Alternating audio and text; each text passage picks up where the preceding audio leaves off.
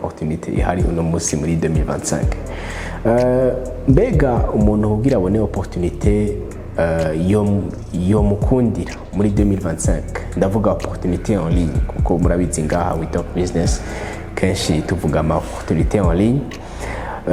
Rero iyo opportunité cyangwa ubwoko bw'ayo ma opportunité kugira uyamenye uteza kwisunga ibintu bitanu. Ibi bitanu nabyo ni ibihe? Teza kuraba uti mbega ni opportunité cyangwa ni business cyangwa ni nakazi notangura gukora ata experience ifise.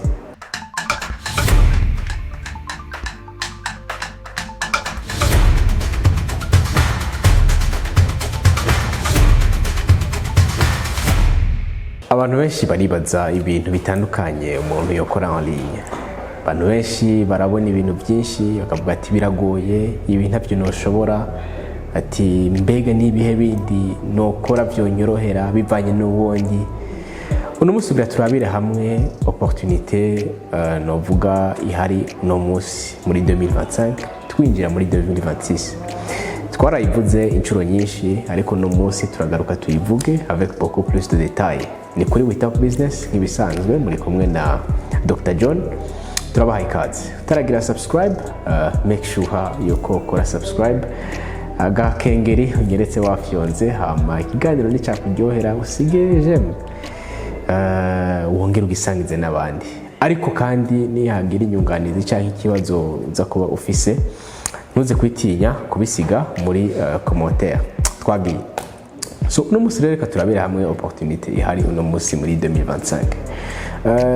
Mbega umuntu kugira abone opportunité yo mukundira muri 2025, ndavuga opportunité en ligne kuko murabizi ngaha with top business kenshi tuvuga ama opportunité en ligne. Rero iyo opportunité cyangwa ubwoko bw'ayo ma opportunité kugira uyamenye uteza kwisunga ibintu bitanu. Ibi bitanu nabyo ni ibihe? Teza kuraba uti mbega ni opportunité cyangwa ni business cyangwa ni nakazi notangura gukora ata experience ifise. Cyo ni cyambere. Cya kabiri ukavuga uti mbega ibi bintu ni ibintu noshobora kwiga mu mwanya mutonya cyangwa nkavyiga binyoroheye. Cyo ni cya kabiri. Cya gatatu ukavuga uti mbega retour sur investissement cyangwa return on investment il est très important cyangwa il est très consistant. Ico ni cya gatatu. Cya kane ukavuga uti mbega iyo business iri scalable. Scalable no kuvuga yuko ushobora kuyiduza, ugashobora kwifashisha ama strategie atandukanye kugira uyiduze. Cya gatanu rero ukaraba uti mbega birantwara capital ingana gute? Est-ce ni capital iri navuga accessible, ndavuga capital de départ. So rero ibyo nibyo bitanu ushobora kwisunga mu kugira uvuga uti iyi opportunité ndashobora kuyijamwo, ndashobora kuyiprofita. So uno munsi rero reka turabe iyo opportunité ifise ubwo ayo ma caractéristiques atanu nkuko twari duhejeje kuyarabira hamwe. Iyo nesi yindi ni artificial intelligence iri combine na TikTok shop. Twaravuze inshuro nyinshi muri conference, abaje muri conference baravyibuka. Twaravuze ibintu umuntu yashobora kwifashisha muri intelligence artificielle. Twaravuze mu buryo bwimbitse TikTok shop. Ariko reka tubigaruke ko no munsi tubazaniye yandi makuru mushobora kuba mutari muzi cyangwa ushobora kuba utaruzi. So rero no munsi tuvuze AI cyangwa artificial intelligence ukayikombina na TikTok shop, hari deux sortes d'opportunités ushobora kuyiprofitamo. TikTok shop, reka duhere kuri TikTok shop. TikTok murayizi ni ya application umwe wese akoresha mu kwinezereza cyangwa mu kuruhuka, yeri kararaba utu video tuba turiko. Rero muri TikTok indani harimo novuga fonctionnalité yitwa TikTok shop. Mu bihugu byinshi ntirashashika cyangwa ntibarayemerera, ariko ugiye nko mu bihugu by'i Burayi, ndavuga mu Faransa, ndavuga muri Amerika, ndavuga mu bihugu bimwe byo muri Aziya, aho niyo fonctionnalité ho baramaze kuyactiva. Ariko nkuko twabibabwiye, kugira umenye opportunité cyangwa kugira profite, simpaka novuga mu gihugu urimo ishobore kuba iri available urashobora kwifashisha inshuti abagenzi bari muri Burayi bari muri Amerika mugakorana mukagira partnership. Ni ukuvuga rero TikTok shop ni uburyo ushobora gutangura kudandaza muri TikTok indani nyene. Ni ukuvuga ni e-commerce cyangwa dropshipping iri integre muri TikTok ubwayo. So rero opportunité cyangwa options zibiri ushobora guprofita kuri iyo novuga combinaison y'ivyo bintu bibiri. Option ya mbere cyangwa opportunité ya mbere ni kuba vendeur TikTok shop. Bisigura yuko uburi wa muntu agurisha kuri TikTok shop nyine afiseho shop akagurisha ibintu bitandukanye ama produit atandukanye. Iyo ni option ya mbere. Option ya kabiri nayo ni kuba affiliate TikTok shop. Affiliate TikTok shop nuvuga yuko ari nk'aba abantu usanga bafise fan base nininya mu makonteni bakora, ugasanga barakurikirwa n'abantu benshi cyane.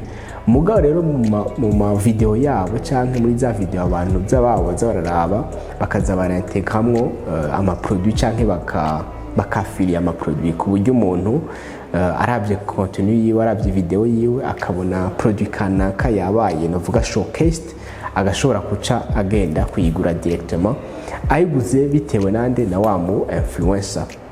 So rero nizo options zibiri tugira turabire hamwe kungene wozikora n'ama detail. Iyo option ya mbere rero yo kuba vendeur TikTok shop yoyo ushobora kuyikora mu ma etape novuga ashika kuri ane.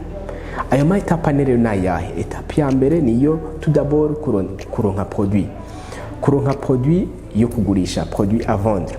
So rero iyo nayo produit kugira uyironke utegeza kwirasura yuko iyo produit ari ya produit ifise wow effect.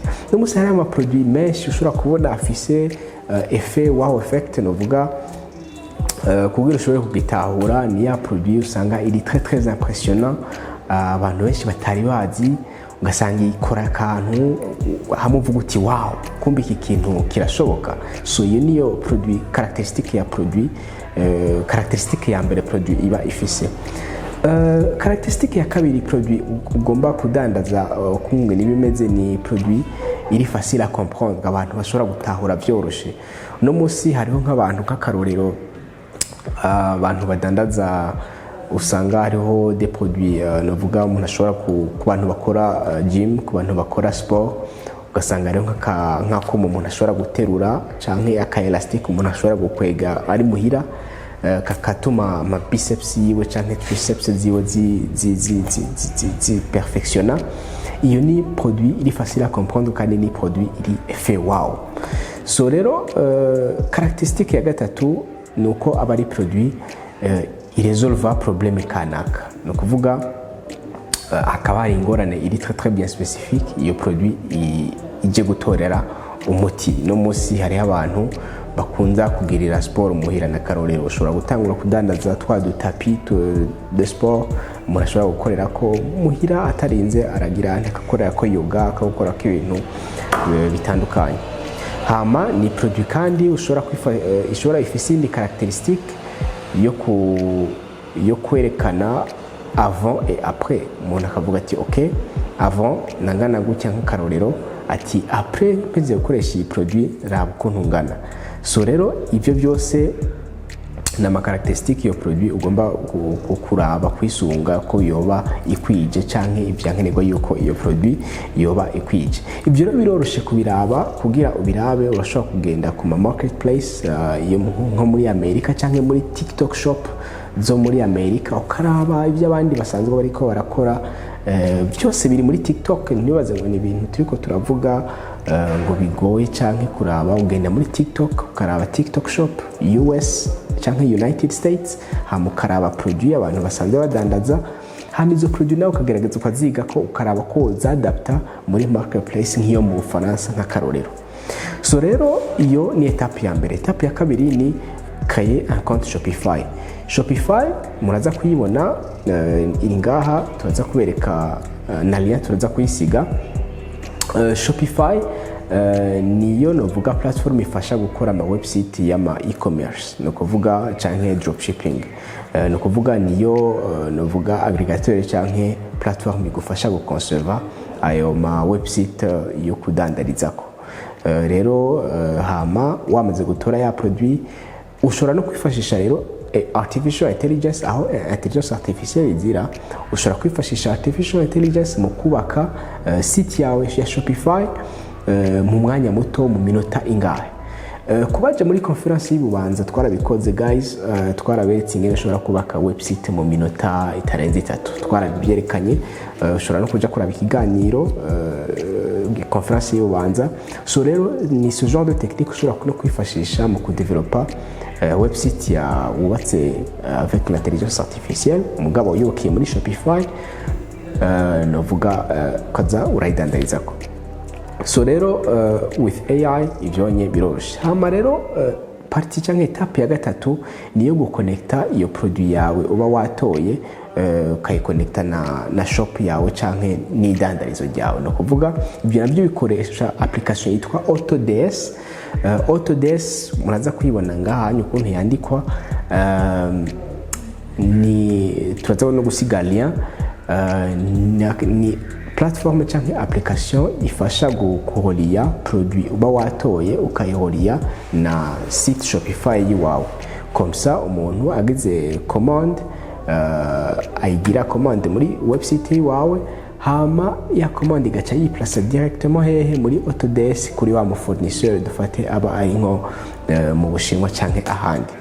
So rero ivyo umaze kubikora iyo etape ya gatatu imaze guhera, urashobora kucutangura rero guscalinga iyo business yawe. Ni ya etape twavuga yo guscalinga. Etape ya kane, guscalinga bisigura ikintu gukuza iyo business yawe cyangwa gukuza iyo platform yawe yidandarizo, gukuza iyo e-commerce yawe.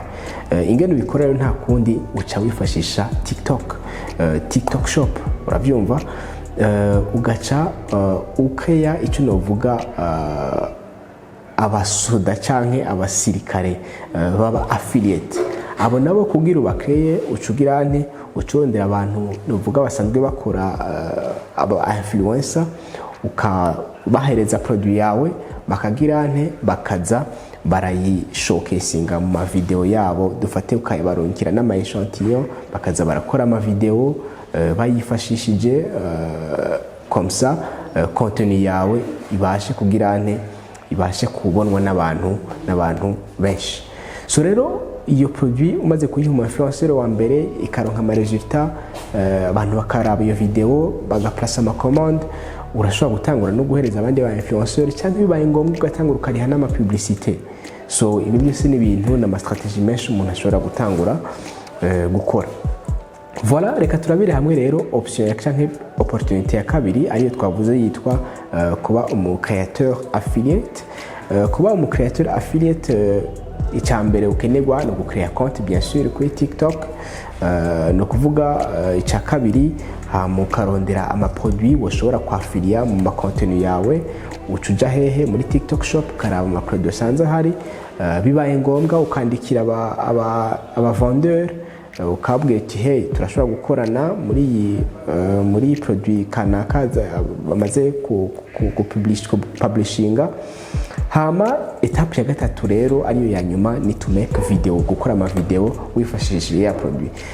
Bon, bien sûr abantu benshi mu Burundi iyo opportunity nayo baramenye. Turiko turavuga ko mu createur affilié hari n'abantu benshi batabitahura, ariko wumva yuko ko mu createur affilié ni kwa kundi ushobora gufata reka dufate akarero nk'abakobwa bakunze kugira ama maquillage, ugafata produit kanaka ari fond de teint canke crayon canke yindi produit ariyo yose ya maquillage, ugakora video kuri TikTok uriko wimakiya kerekana ati avant raba ukuntu narinsa, après raba ukuntu narinsa. Mu nyuma muri video canke muri description ya video ugacushiramo lien ya produit ahantu abantu boshobora kuyigurira. Bisigura yuko umuntu niyamara kubona ya video yawe akabona resultat zatanze kuri wewe, akavuga ati nanje ndakeneye kuronka iyi produit, aza kubona ahantu ayigurira byoroshe. Ni hehe? Ni muri ya lien TikTok shop. Nukuvuga aho wamaze kuba umu affiliate TikTok. Voilà, nizo opportunité rero zibiri twashaka kurabira hamwe. Ni opportunité ushobora gutangura uno munsi, ni opportunité ushobora yoroshe kwiga, ni opportunité retour sur investissement ari nini cyane, ni opportunité umuntu ashobora kuba guscale, ni business ishobora kuba scalable. ikindi naco ni business atamutahe munini isabwa uretse connection, uretse kubura umuntu afise inguvu n'ishaka. So guys, yari kuri We Talk Business nk'ibisanzwe wari kumwe na Dr. John. Ikiganiro ni cyakuryohera cyangwa ufise ikibazo, ushobora kuba hari nk'amaterme mashasha wumvise ntutahure, nahawe ko kubaza ibibazo muri commentaire cyangwa indi nyunganizi. Peut-être ushobora kuba ubizi ko n'ikindi kintu kinini uri muri Amerika ukavuga ati ndafise ikindi kintu reka ndagisangiza abandi muri commentaire. Commentaire ziruguruye guys, again uze kwibuka gusiga aka like and turakunda cyane, tuzosubira muri video ikurikira. Thank you so much. Bye bye.